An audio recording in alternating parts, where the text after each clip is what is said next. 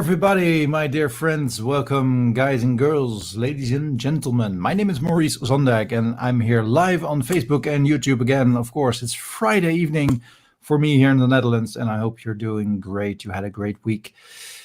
The show about personal development, the Zondag's weekday live show live. Every day we're going to talk about things, personal development, growth, pursuing happiness.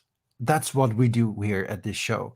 And that's what I do. I'm a personal leadership coach, and I help people to find and create their happiness. Because I had this question a couple of years ago, many years ago already, time flies when you're having fun, where I had that same question. How can I change my life to my own benefit? How can I take back control in my life? And that's what I do. And here, starting off in the weekend, I just want to talk to you about something that I've seen many times happening these days.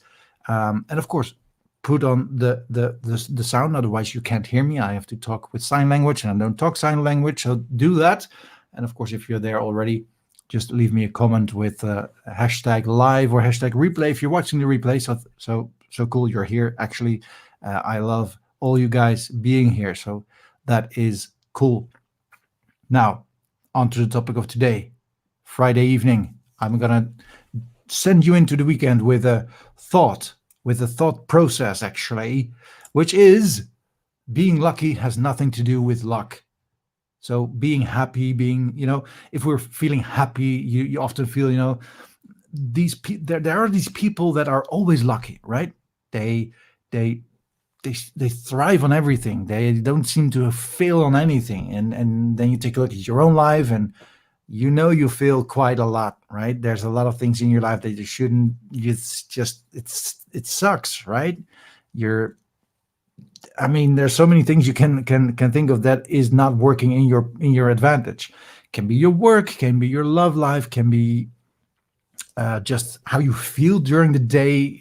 This feeling of, I see all these people around me, and they all are so happy, and how on earth do I do that, right? And I came across this post this afternoon on Facebook, where I tried to put it into the screen, but it's somehow this streaming software isn't really doing it for me. So for that matter, the rest, awesome, right? StreamYard, cool. But for this part, so I saw this on Facebook, and there was this message from this woman in actually a personal development group on Facebook.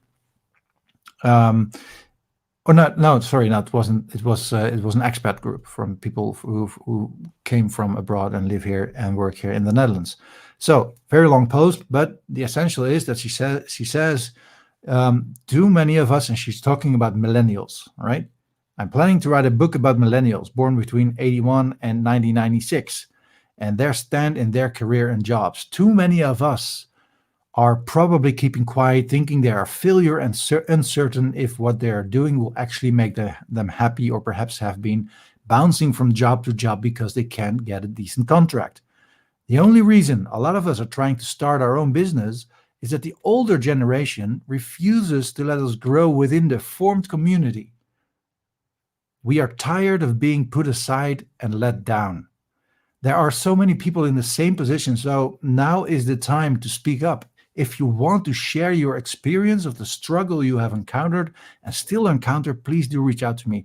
I want this book to make everyone realize that you are not alone. We shouldn't label ourselves as failures, but as a generation that has been treated like trash for the most part.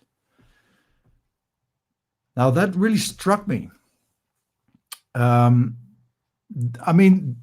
You can struggle with your life, you can struggle with your job, you can struggle with all these kind of things, and it can even make you uncertain about what to do. And there was this whole discussion going on there in this thread of people saying, but we millennials, that we are the cheap people. They hire at jobs, right? Because if you're older, you're experienced, or you're much and of course you're much more expensive to have you hired as a senior. So we are doing the jobs of all these people, and now these people, these old people, right, the non-millennials, they take away our jobs because they cut their salaries because they need a job. And that could be the case, right? It could happen to you that when you apply to a job, that someone else gets it, right? I've never known actually who gets them the job. In my case, I've changed jobs quite a couple of times in my career, and I never knew who did get my job where I applied to. But it's a genuine feeling of someone who's trying to express herself and trying to find a solution for it. The one thing that I have a little bit of a trouble thinking in this way is that she puts the blame on others. She says, and I emphasize again, or how do you call it? I quote from what she's writing. What was this sentence? It was a beautiful sentence, well said. Too many of us are probably keeping quiet, thinking they are failures and uncertain if what they are doing will actually make them happy, or perhaps have bouncing from job to job because they can't get a decent contract. Well, that could happen, right? The only reason a lot of us are trying to start our own business is that the older generation refuses to let us grow within the formed community. So it's not their fault. It's the fault of the older people, right? The older generations. Now, if you are walking on this earth a little bit longer than the default millennial does, like me, I was born in 73, so I'm not a millennial. I have no idea which type of generation type I am, but it doesn't matter really. In every generation, it has been that there is this feeling, if when you're in your teens or 20s or your 30s, maybe even now, where you got this feeling, the old guys, their ideas of what should be isn't what it should be. I am the future, and I should, I'm the one who has the wisdom in its hand, and it's the fault of the others. It happens always. The baby boomers were blamed of, being old-fashioned. It's such a common thing that happens from generation to generation.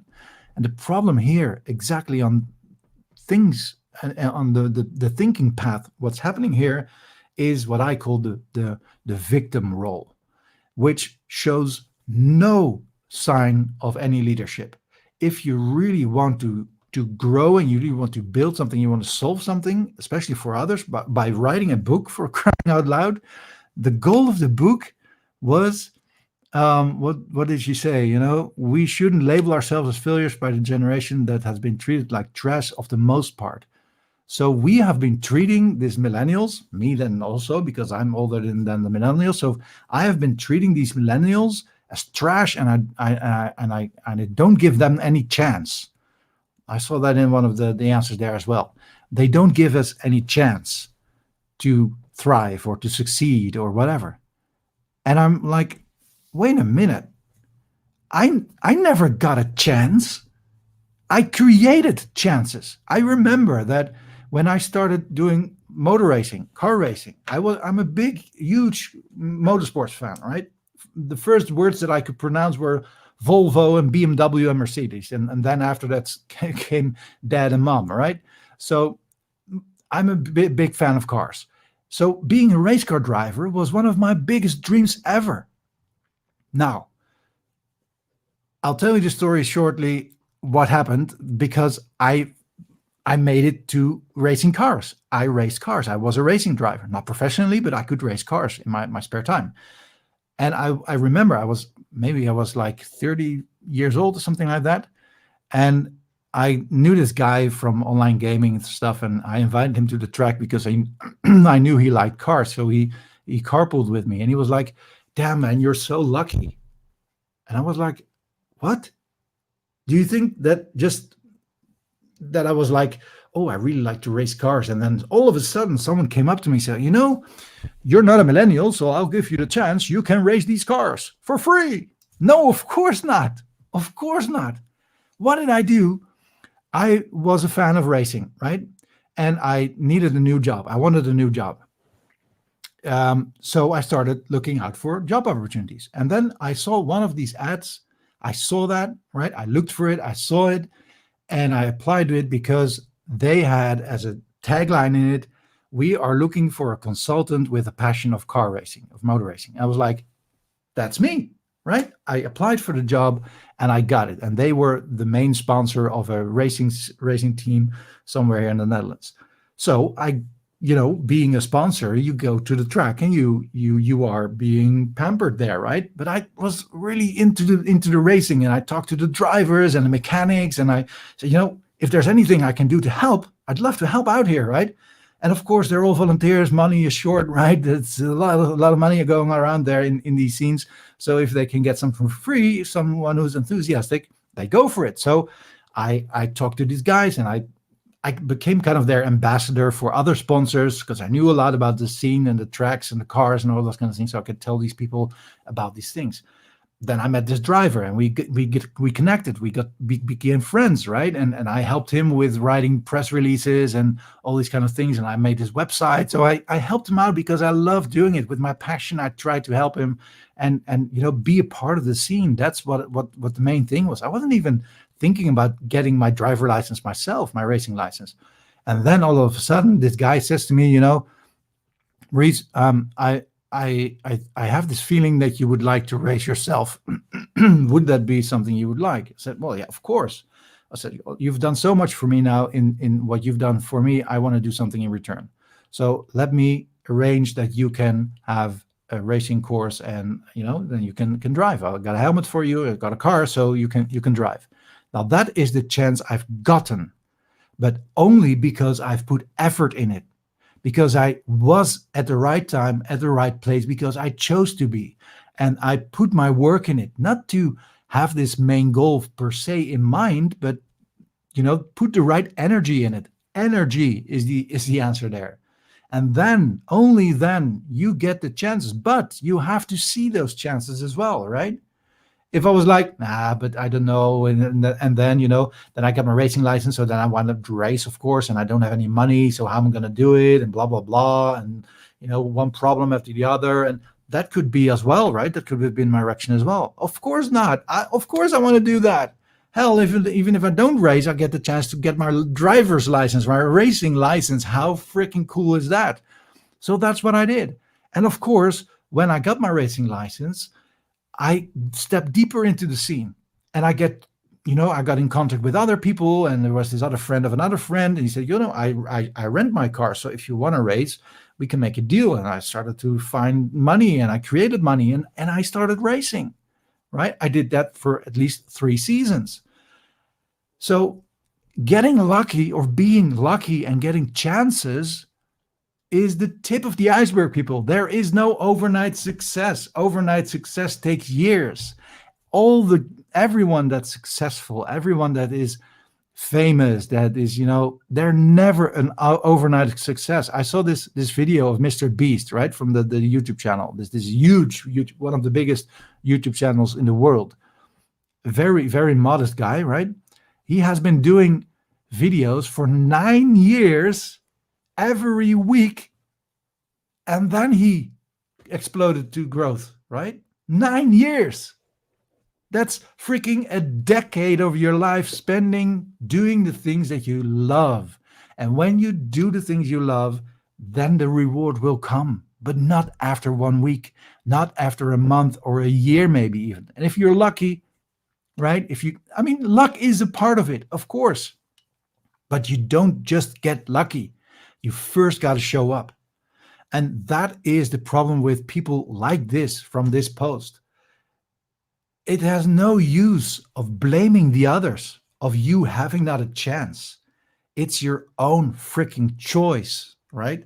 Everything you do is your choice. Now, let me share something with you. Hold on just a second. Because in this crisis we're in the crisis of COVID, right? And during the first part of COVID, I made this painting because I was inspired by it. Now, it's not rocket science, and I'm not Rembrandt, right? It's just the Japanese sign for the word crisis. And the Japanese word for crisis is pronounced as kiki. And this one at the top means danger, which, of course, suits crisis. Every crisis is danger, right? It's dangerous to go outside without a mask. It's dangerous to hug people, right? So there's danger. But the second one is the sign, which means, if you just take a look at the sign itself, which means opportunity. So danger plus opportunity creates the Japanese word for crisis. And I think that's such a big thing, right? That's exactly what's happening. Every crisis has danger, of course, but it also creates opportunities.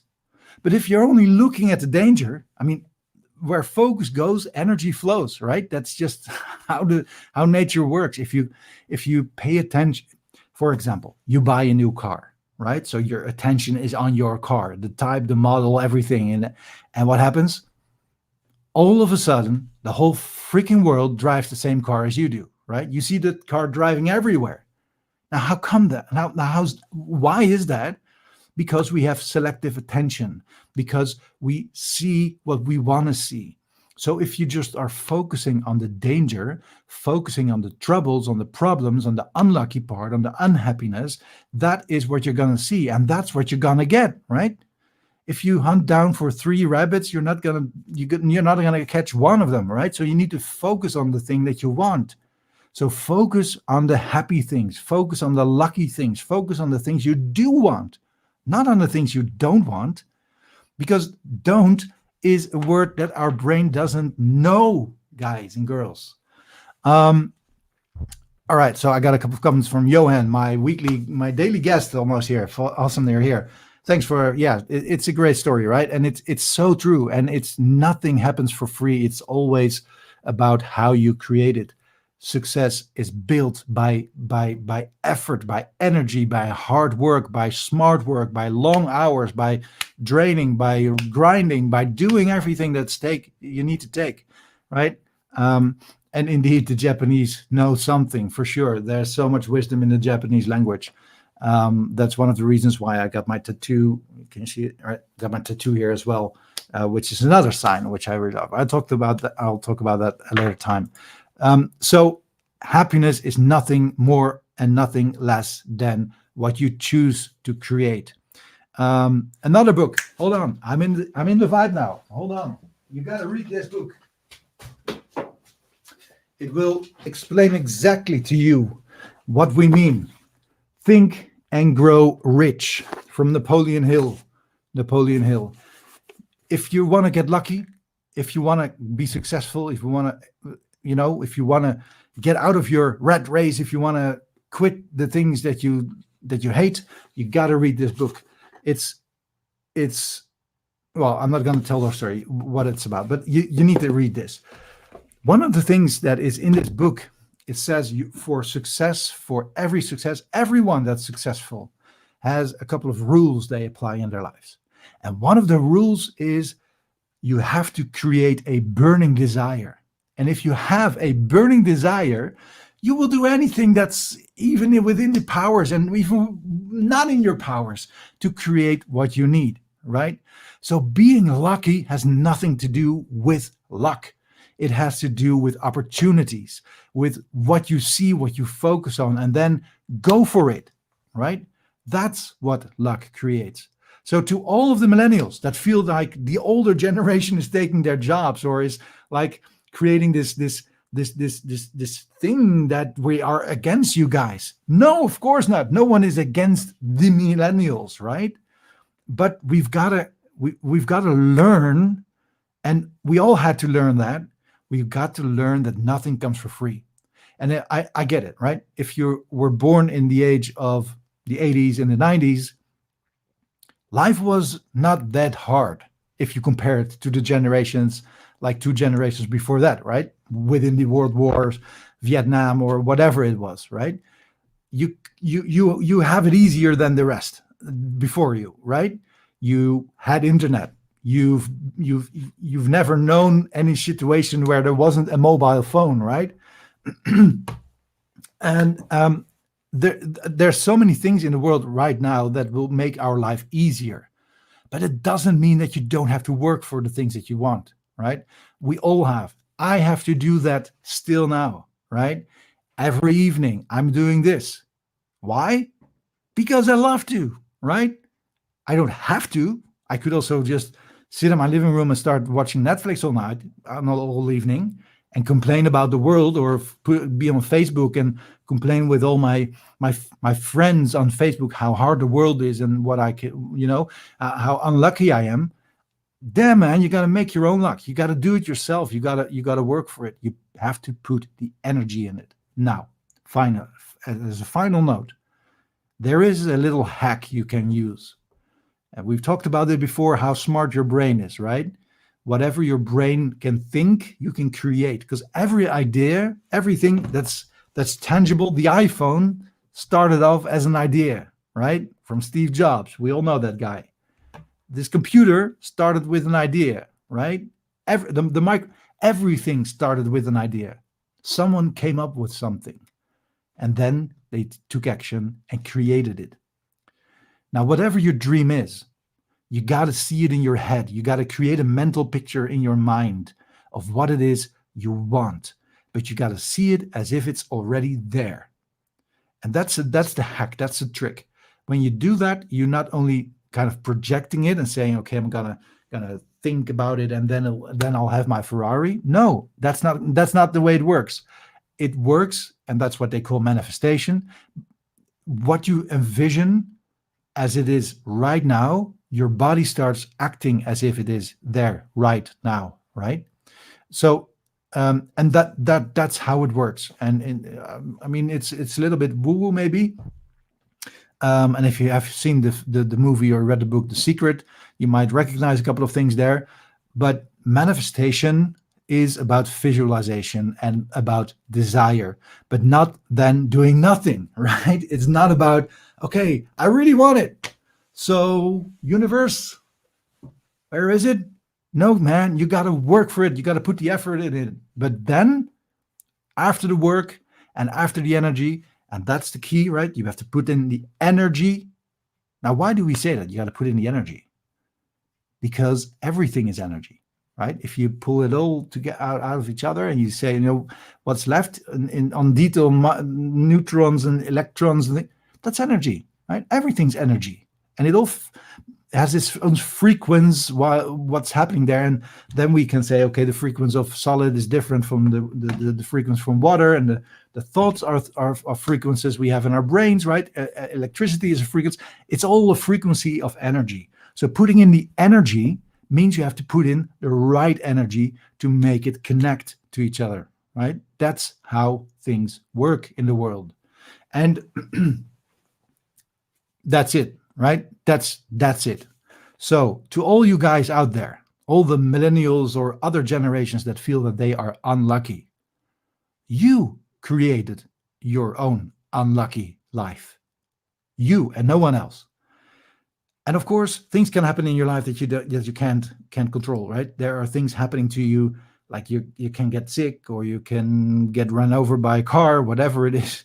You can get unlucky, right? But besides that, that's out of your control, right? So you don't have to even worry about it. I'm not worried about COVID, not a second, because I do everything within my control to not get it, right? And even if I get it, which I don't know if I'm going to get it, but even if I'm going to get it, I'll see what happens, right? If it's something I cannot control, if I can't change it, I don't have to worry because I can't change it. If I can change it, I still don't have to worry because I can change it, right? I think that was a saying from the Dalai Lama. So you never have to worry. Worry is stupid. It's wasted energy. It's energy about a negative situation that hasn't occurred yet. And if you put down the energy in that, what do you think is going to happen, right? If I'm going to think all the time about, oh, maybe I'm going to get COVID, or maybe I'm going to get COVID, I'd rather think I'll be healthy and I'll do everything in my life to be as healthy as I can, right? Within the boundaries and the lives, opportunities that I have. Everyone makes his own decisions in that, right? So make the decision. If you want something, go for it. Let no one tell you you're not capable of doing it. Let no one tell you you're not good enough to do it, because you are good enough to do it. If I can do it, you can learn it as well, right? If Elon Musk can send a car to the to space, you can do it as well, right? Why not? Why not? Why not? It's pretty much unlimitless what you can do. Um, we'll get into that on another show because we're gonna close it out for today. So remember, it's in your own hands. Never, ever, ever blame your unlucky life to others, because if that's the case, you let it happen, and you did nothing, right? The moment you start doing it and doing stuff and making your own decisions and choosing what you want, that's when change happens. And that is how you can shift your life from being the unlucky, blaming the world kind of type to I'm the lucky one. I get all the good ones, right? Okay, so have a great weekend, and hope to see you guys Monday again, Monday evening, same time, same place, live on Facebook and on YouTube. I hope you guys have a wonderful day, wonderful weekend, and have a great, lucky life. I'll talk to you guys later. Say goodbye. Cheers. Yeah, Think and Grow Rich. That is definitely one of my favorite books of all time.